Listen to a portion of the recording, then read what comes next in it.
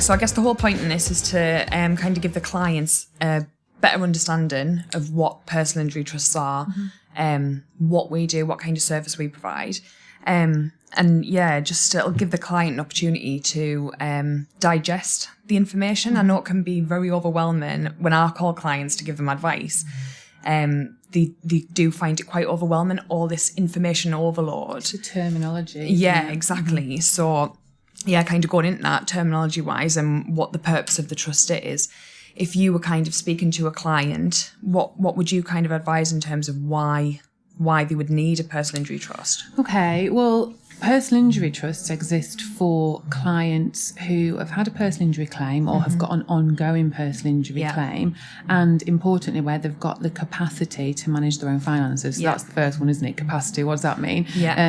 So that's when somebody has the ability to manage money themselves. It's not for somebody who's maybe got an acquired brain injury, and because of that brain injury, they can't manage their own finances. So for someone who can't manage their finances, a personal injury trust isn't appropriate. But where you've got somebody who can manage their finances and they've got a personal injury claim ongoing or a settled claim, and we'll come on to the settled claims in a bit in terms of timing, then it's advisable to at least consider a personal injury trust, because it ring fences that money, which has a number of different benefits. That seems to be like the most popular reason why it would be put in place, and certainly most of the clients that I talk to, they have means tested benefits. Exactly. And it would have a major effect, because in most circumstances, the type of award, what the client is going to receive, it would result in their benefits just being completely stopped. Yeah. So you're absolutely right. If someone's on means tested benefits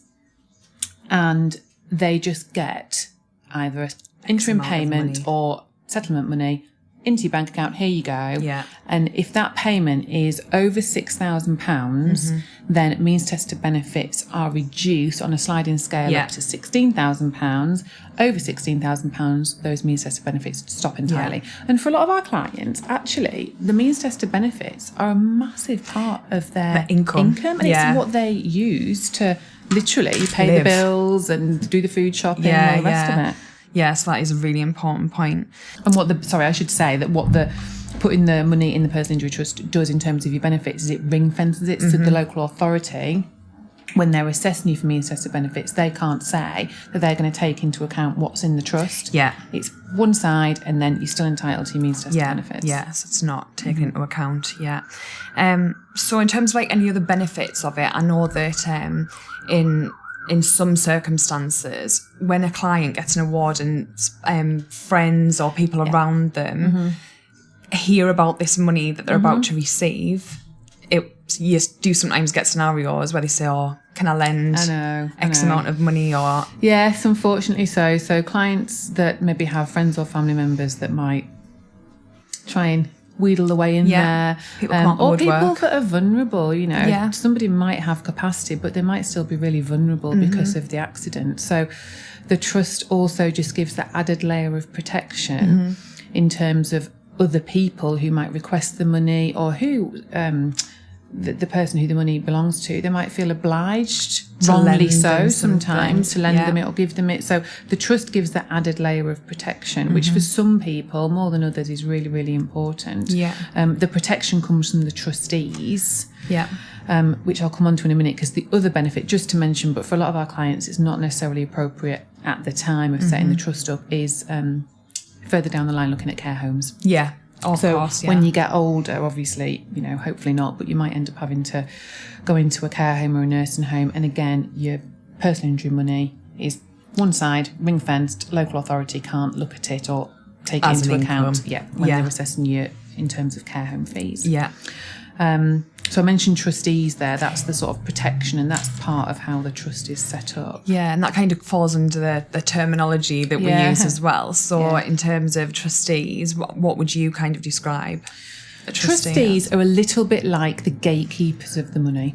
So a trust, a lot of people panic about the word trust and think, oh my goodness, this is going to lock my money up forever. It's an awful thing. It's not actually. It can be really, really complicated, but the type of trust that a personal injury trust is called a bare trust. All that means that it's a really simple trust. There's no bells and whistles. It's really straightforward. The money goes into a trust, which is just a pot. It's just a different pot. Yeah. And you have to have at least 2 trustees. Those trustees are the people that look after the money, basically. So any money that you want to come out of the trust, whether you want to go on holiday or buy a wheelchair or whatever it might be, anything that comes out, the trustees all have to approve it. And those trustees can be, that can be the client. One of them can be the client. We would always suggest it should be the client because it's their money. And they have capacity they should have some say in how it's spent and how it's dealt with. So you could be the client. Quite often it's husband, wife, parents, siblings, close as long as friends. they're over 18. Over 18, yeah. And not have been bankrupt, I think. Yeah. So you need a minimum of 2, maximum of 4. The only caveat to that is if you are appointing a professional trustee, which is something that we do, but it's not always appropriate for trusts of sort of fairly small sums, because the last thing we want to do is just eat into somebody's settlement with our fees. So sometimes it's appropriate, and if we are appointed as a professional trustee, then the way in which we set up our professional trustees as a company, basically. So because it's a limited company, then it's okay to just have 1 trustee in that situation, but that's quite unusual. Normally you'd have 2 up to 4. Yeah. Okay. So in terms of what the rules are surrounding the trust, like what are the do's and don'ts of a trust? So the way in which the trust can sort of work successfully, i.e. the way in which the local authority can't take it into account and access it, is if, firstly, the only money that goes into the trust is derived from your personal injury settlement. So you can't put in your personal injury settlement and some inheritance that you might have, or £100 savings money, a bonus that you might get 1 year or something like that. It's just for your personal injury settlement. So for some people, it actually may not be an appropriate thing to do if running alongside your personal injury settlement, you've also got £200,000 in the bank.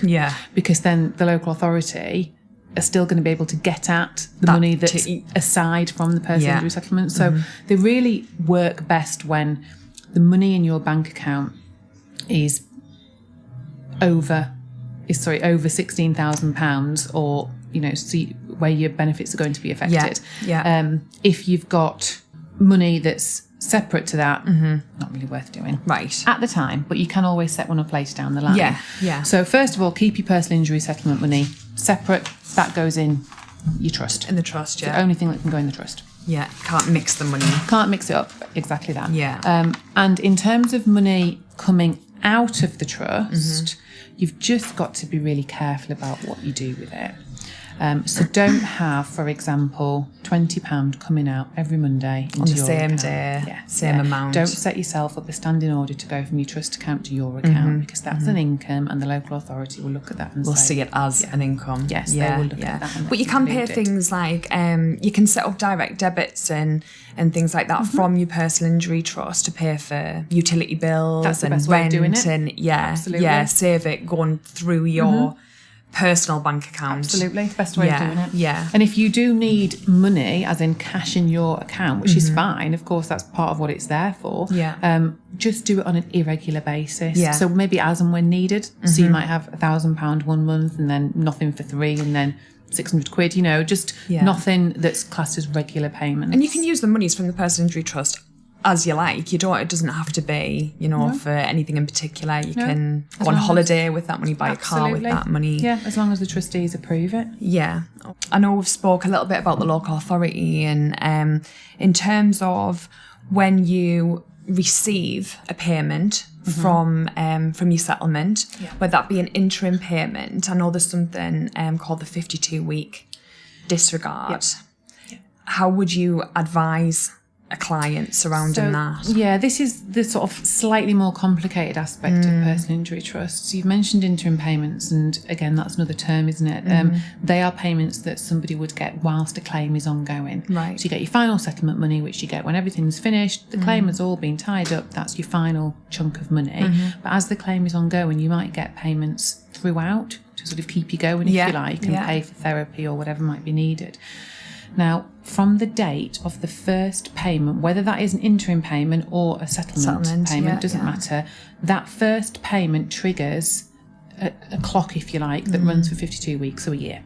Any payments that you get as part of your personal injury throughout that 52 weeks are exempt in terms of the local authority. So you can put those payments into your bank account, and they won't be taken into account when your means tested benefits are assessed. Yeah.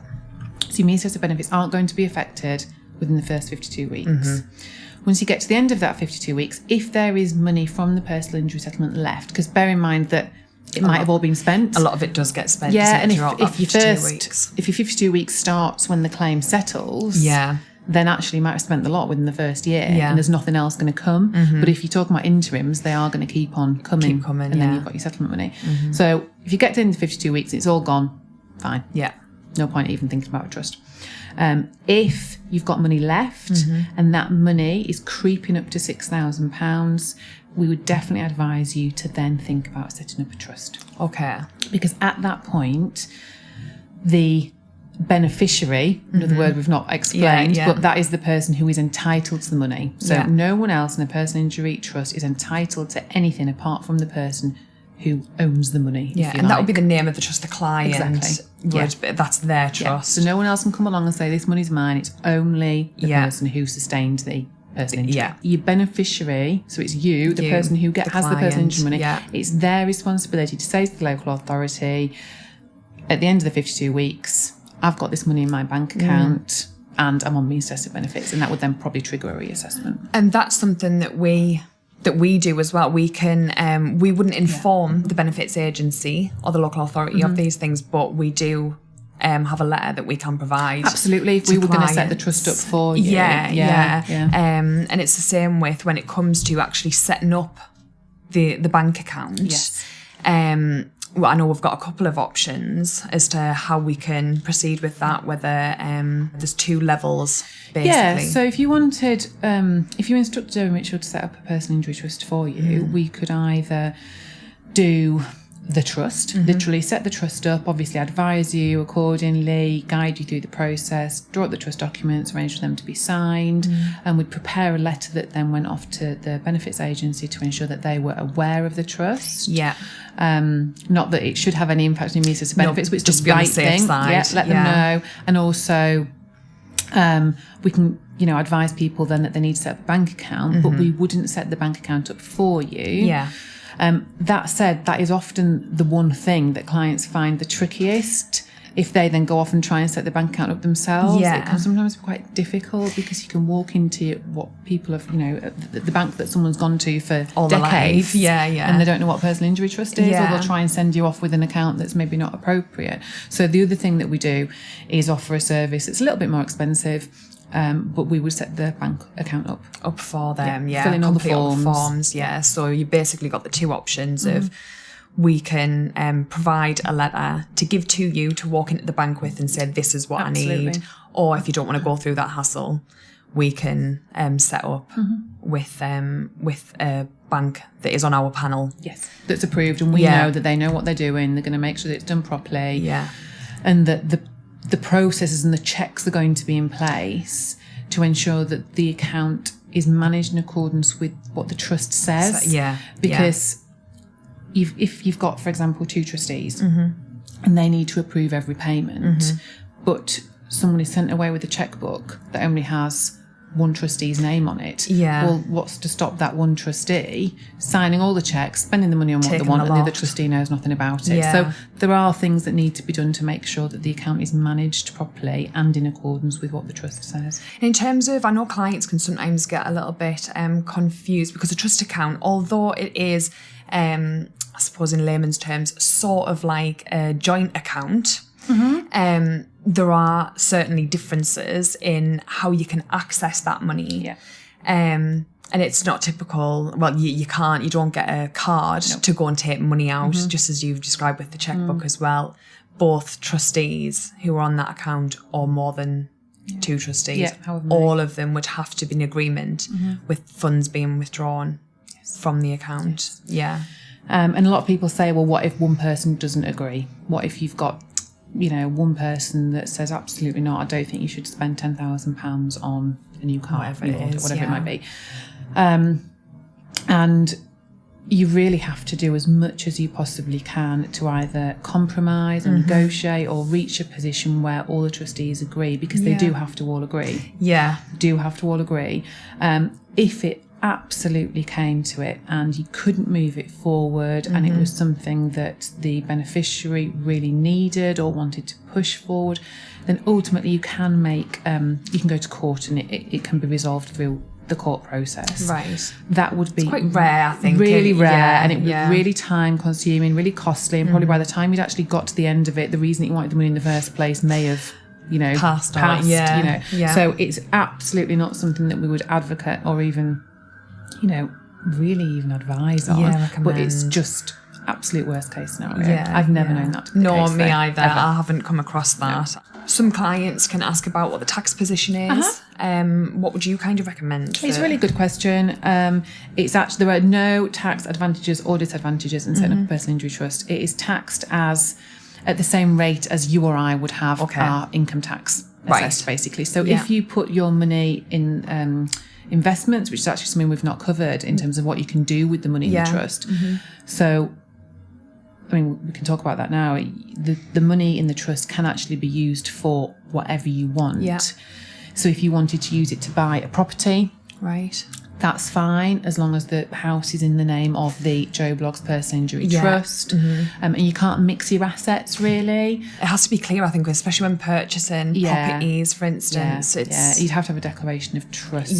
Which is something that we could do. Absolutely. So you can do that. You can invest it. You can employ a financial advisor who would advise on putting it in a portfolio. Perhaps, again, that would just need to be in the name of the Joe Bloggs Personal Injury Trust. Any income that you got either from a rental property, for example, or dividends from a portfolio, they stay in the trust. They must go back have to go back into the trust. They stay within it. And that's when we can sort of comes full circle to the tax point. So you've got an income coming in. How is that income taxed? Normal income tax rates. So it's not taxed at higher rates because it's a personal injury trust. It's not taxed at a lower rate. You're not penalised for having... No. So it's just the same as if you or I had a portfolio of shares and we're getting some dividends in. So if you claim settles and you haven't had a personal injury trust in place after the 52 week has run out, you can still place funds in and set up a trust after because the event. Because people's circumstances change, so you might not be getting means tested benefits when a claim settles, but things change, and 2 years, however many years down the line, you might suddenly need to claim them.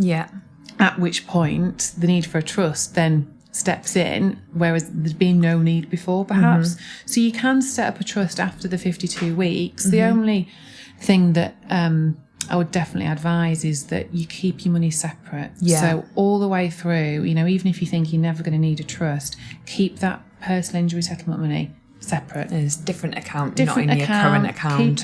Keep your receipts, keep track of all your spending, keep bank statements, all the rest of it, so that if the time comes that years, months, whatever down the line, you need to set up a personal injury trust, we know what needs to go in it. Because if you mix it up with, I don't know, wages or benefits or whatever else, then it's really hard to tease out what's left of the personal injury trust. And it's pretty much impossible, which makes the local authority a little bit twitchy about it. So as long as your money is kept separate, then it's really easy to set up a trust later down the line. It would still have the same benefits of protecting your benefits or care fees or whatever else it might be.